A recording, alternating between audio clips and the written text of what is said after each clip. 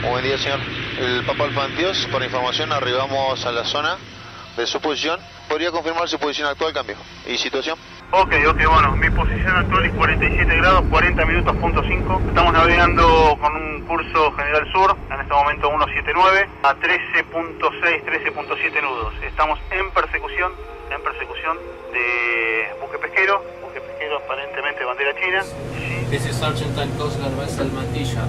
You're responsible for the safety of your crew and your ship. You're about to receive direct fire on the bow part of your ship.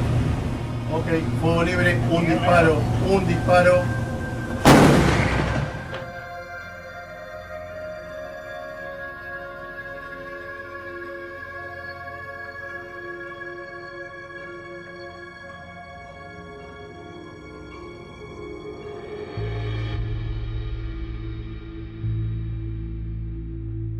In March 2016, off the coast of Patagonia, a Chinese squid jigger called the Lu Yan Yuan Yu 10 went dark, switching off its AIS transponder and illegally crossed into Argentina's territorial waters. The ship was part of an enormous armada of Chinese fishing vessels that gather each year to fish the high seas squid grounds off Argentina's southern coast. And, each year, an unknown number of these ships infiltrate Argentina's national waters to extract squid under the cover of darkness, and then retreat back to international territory, out of the reach of authorities. But this time, the Lu Yan Yuan Yu would not be so fortunate. Several miles inside Argentine territory, the Coast Guard patrol spotted the ship. The Chinese vessel attempted to flee back into international waters, in defiance of Coast Guard orders to halt. Warning shots were fired. Then, the Lu Yan Yuan Yu veered onto a collision course with the patrol vessel. The Coast Guard captain ordered his men to open fire on the Chinese ship.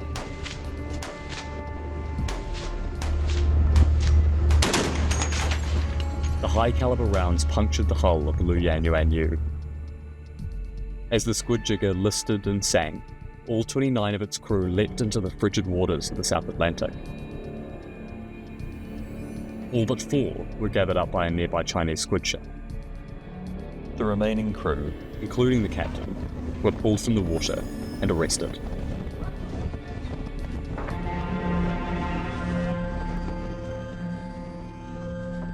The violent encounter that occurred that day was not typical. But incursions by Chinese fishing vessels into other countries' territorial waters is a common occurrence. Some of these incursions are illegal in nature when fishing vessels surreptitiously enter the economic exclusive zones of other countries. But recently, more and more, Chinese companies are using a legal loophole to exploit local waters. From South America to Africa to the far Pacific, China has been buying its way into restricted national fishing grounds, primarily using a process known as flagging in. This is a method where Chinese companies use local business partnerships to register their ships under the flag of another country, allowing them to fish in that country's territorial waters. For China, this soft power strategy represents a new approach for gaining dominance over the global seafood market. Subtler than simply entering foreign coastal areas to fish illegally, flagging in is less likely to result in political clashes, bad press, or sunken vessels. Investigators at the Outlaw Ocean Project have identified over a dozen countries where Chinese ships have flagged in. The seafood that these ships extract is often sent back to China for processing, and then exported to wealthier consumers, like those in the US or Europe.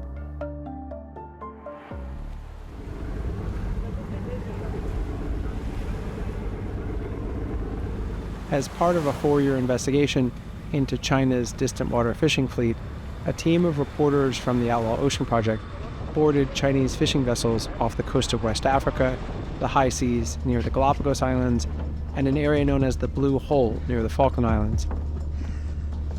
They encountered a range of human rights concerns and labor violations, including inhumane living conditions, passport confiscation, malnutrition, workers on shifts lasting up to 2 days, and deckhands claiming to be held against their will.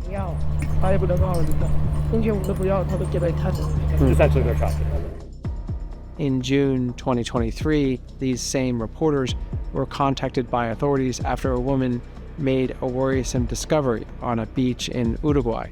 Venía caminando y vi una botella, la levanté, me di cuenta que tenía en el interior una servilleta de papel escrita y le saqué una foto y le mandé.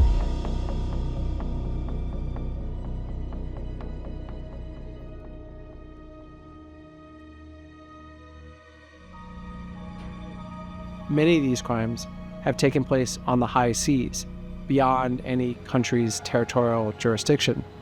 But increasingly, Chinese-owned vessels are fishing in the local waters of nations whose governments are often ill-equipped to police them, typically lacking the finances, the Coast Guard vessels, or the political will to board and spot-check the ships. This is especially true off the coast of West Africa. Local artisanal fishers, whose lives depend on what they're able to catch, say their harvests have dropped by as much as 90%.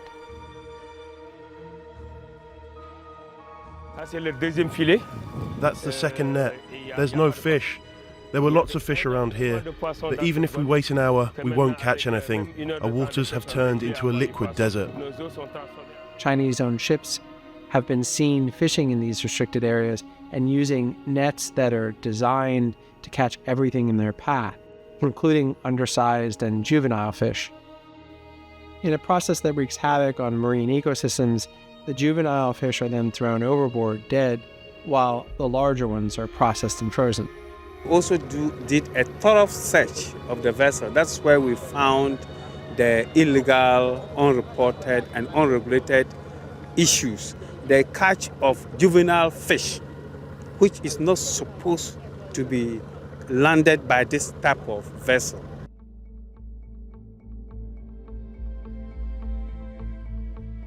The maritime domain is an important front in China's growth plans. This includes not just exerting dominance over contested waters like the South China Sea, but also consolidating control over shipping, fishing, and commercial ports in other countries. Chinese companies are operating in over 90 foreign fishing ports. They have fish processing plants, cold storage facilities, and shipping terminals. They've also made billion-dollar investments in other countries' railway systems, hydroelectric dams, lithium mines, and solar and wind power plants. And with these large investments comes enormous influence over foreign governments.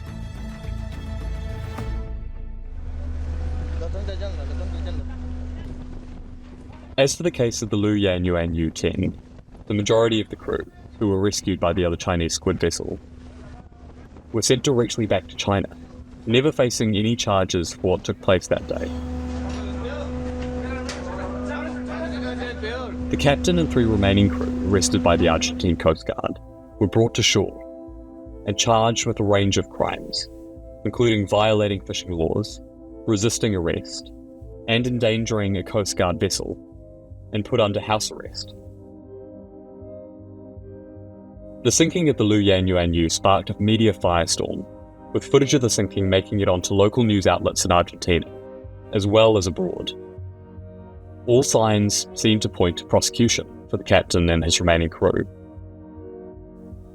But then, China's foreign ministry began pushing back, casting doubt around the facts of the sinking and culpability of the captain. Within a few weeks, the 4 Chinese crew were released without penalty and immediately repatriated back to China. The following month, Argentina's foreign minister flew to Beijing to meet with China's foreign minister, a man named Wang Yi. After the meeting, Mr. Yi hailed their country's voyage of overall cooperation and promised another surge of Chinese investment to Argentina.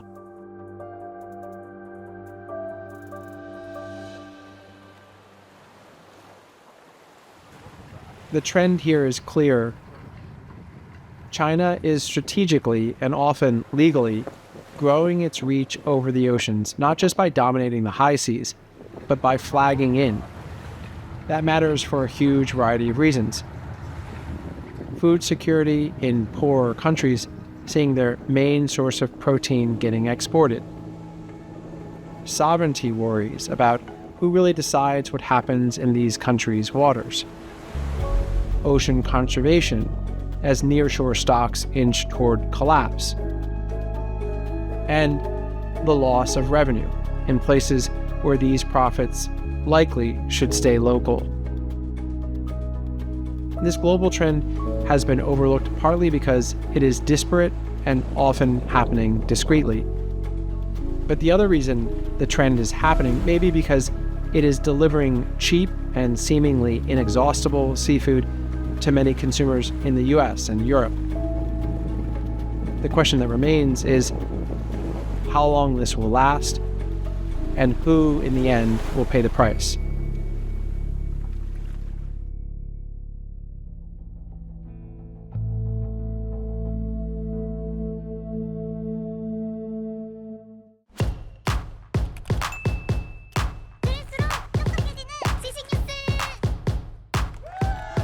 고양이를 부탁해는 여기까지입니다. 다이어트도?